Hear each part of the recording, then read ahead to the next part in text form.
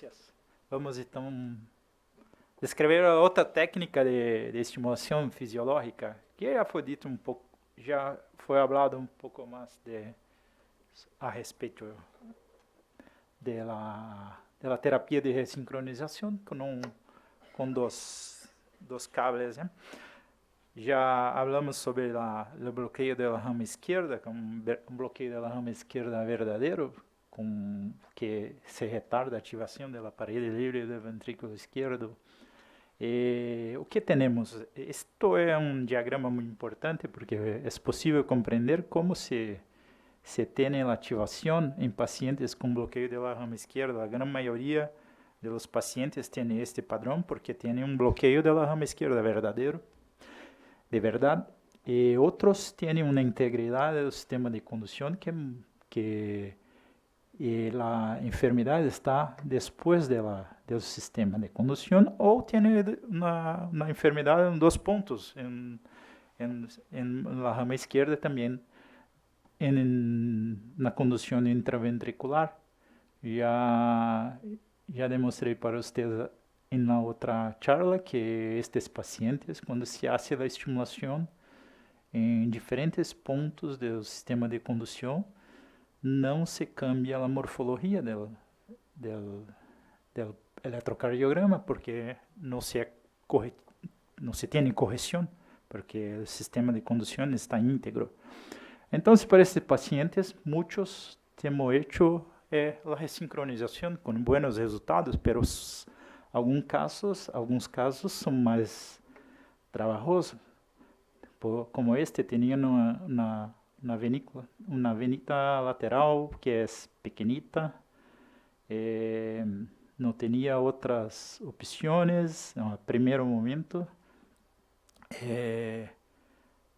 Tentamos procurar algo assim, esta vena está um pouquinho melhor em outra posição. E com a camisa depois subseletora tentamos fazer a procura o mapeio de um ponto melhor para a estimulação. Aí não tinha nenhuma outra vena. A ressincronização é muito importante, mas aí tem na vena posterolateral, que tem um calibre muito melhor, mas muito tortuosa, muito difícil. Tentamos com um catéter angiográfico fazer a canulação, mas era uma vena muito difícil. Aí está canulado, mas é muito tortuosa, a salida é muito alta da vena lateral. E esta vena é muito boa, pero mira que tem uma tortuosidade muito grande na origem. Que vamos fazer? Vamos tentar fazer um mapeio. Neste caso foi muito importante fazer uma passagem de doble guia de 014 para deixar um carril para levar o cable hasta o ventrículo esquerdo, ter este resultado. Mira que o complexo que é este está muito angosto com a ressincronização. Este paciente foi bem beneficiado pela estimulação biventricular.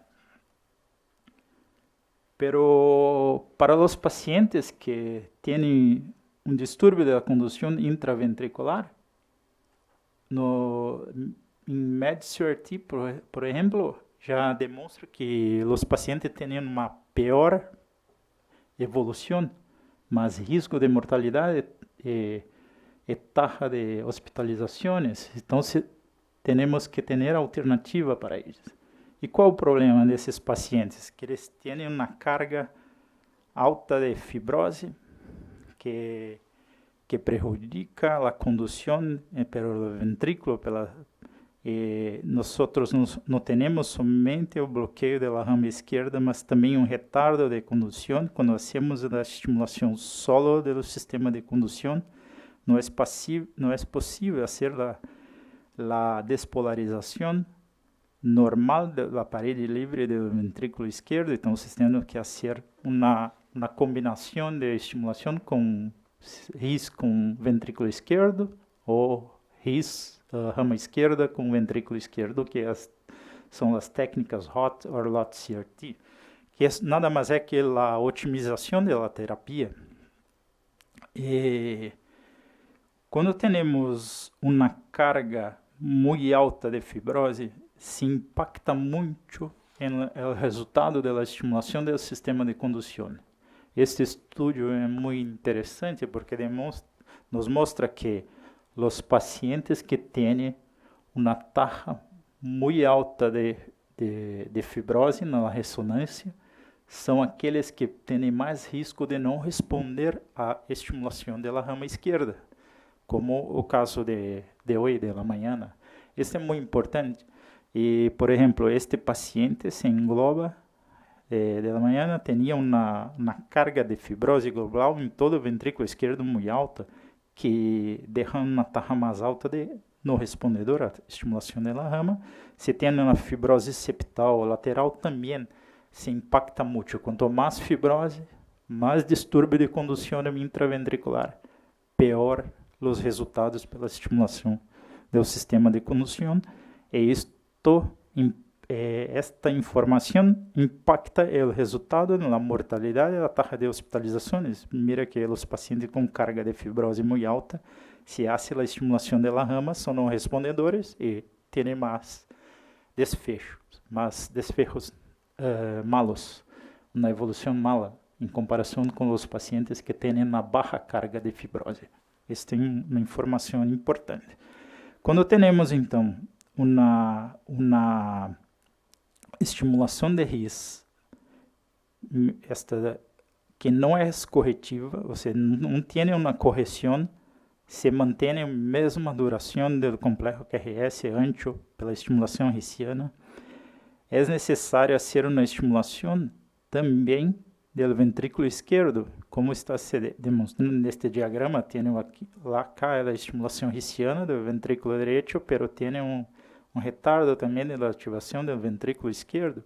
Quando se faz uma estimulação bifocal de RIS com o ventrículo esquerdo, se tem uma correção do complexo QRS mais angosto e tem uma recuperação da ativação do ventrículo global dos ventrículos. Isso é muito importante. Isto tem um impacto na evolução dos pacientes. E na técnica LOT-CRT, da mesma forma, se faz a estimulação da rama esquerda com o ventrículo esquerdo, se tem resultados importantes, como uma melhor evolução da fração de ejeção, incremento da fração de ejeção, um complexo QRS mais angosto e uma melhor evolução clínica dos pacientes, dos sintomas. Esta informação também é interessante, é um trabalho muito recente do grupo de Mark. Eu não sei falar seu nome, que é um polaco muito difícil, que ele fez a avaliação de todas as formas de estimulação biventricular, unipolar da rama esquerda, bipolar da rama esquerda, que tem um complexo mais a estimulação do septo direito e esquerdo, recorda na charla anterior, e a estimulação LOT-CRT. O que esses autores mostraram com este estudo? Que se hacemos a estimulação LOT-CRT, nosotros em pacientes que têm um distúrbio de condução intraventricular ou um bloqueio da rama esquerda, a técnica LOT-CRT tem melhores resultados hemodinâmicos e também no angustiamento ou estrechamento do complexo QRS, demonstrando que se tem uma recuperação da ativação do ventrículo esquerdo, melhorando também a hemodinâmica destes pacientes. Se tem uma melhor pressão de enchimento do ventrículo esquerdo. Este estudo interessante está em andamento ainda e tem mais resultados nos próximos anos. Este é outro estudo do grupo de Pujal, que faz a avaliação da técnica LOT-CRT, é um estudo pequeno, pero randomizado, que randomizou os pacientes para um grupo para RIS, mais ventrículo esquerdo, e outro grupo para biventricular pacing. Este é um grupo com 50 pacientes em cada grupo, que se demonstrou que os pacientes que fizeram a estimulação RIS mais ventrículo esquerdo tiveram uma melhor evolução em comparação com a biventricular, com um incremento na fração de ejeção mais significativo e também uma taxa de resposta mais importante, como um aumento da fração de ejeção acima de 5%. Então, esses pacientes se beneficiaram e são pacientes que tinham um distúrbio de condução intraventricular. Este é outro estudo que avaliou de uma forma não randomizada, numa forma só de comparar dos grupos, que tinham 55 pacientes com ressincronizador e 30 pacientes que fizeram a estimulação pela técnica LOT-CRT. Também eram pacientes com distúrbio da condução intraventricular, e o resultado deste estudo foi que se mostra que o complexo QRS mais estreito em pacientes com a estimulação LOT-CRT, e também se tem uma melhor fração de ejeção, e isto tem impacto no acompanhamento, o segmento clínico, que se bajou a taxa de mortalidade nesses pacientes, apesar de pequeno. Acá eu vou demonstrar um caso para vocês. Déjame volver acá. Então, paciente de 56 anos, com uma miocardiopatia não isquêmica, tinha um complexo QRS muito ancho, que não tinha os critérios de Strauss, sim, um distúrbio de condução intraventricular. Neste caso, hicimos com eco intracardíaco. Mira acá uma fração de ejeção muito prejudicada. Começamos com a canulação do seno coronário. E acá temos uma ejeção com a vena posterolateral buena, onde hicimos o posicionamento do cable do ventrículo esquerdo, a estimulação, e aqui tinha um intervalo QLV de mais de 120 milissegundos. Depois, o posicionamento do cable do ventrículo direito, como tínhamos o eco, reduzimos a fluoroscopia, o complexo ainda está ancho, e os dois biventricular também se mantém o complexo bem ancho, e optamos por fazer um posicionamento do cable na rama esquerda, aquela perfuração, mira muito próximo do septo do ventrículo esquerdo, fazendo a captura da área da rama esquerda. Esta posição está bem perfurado, este diagrama acá. Tinha a perfuração completa, e o resultado ao final tinha um complexo QRS bem angosto, fazendo a estimulação abaixo de 120, com um LVAT abaixo de 90%. Este paciente se beneficiou desta terapia, com um incremento da fração de ejeção e da qualidade de vida, com redução dos sintomas deste paciente de uma forma importante.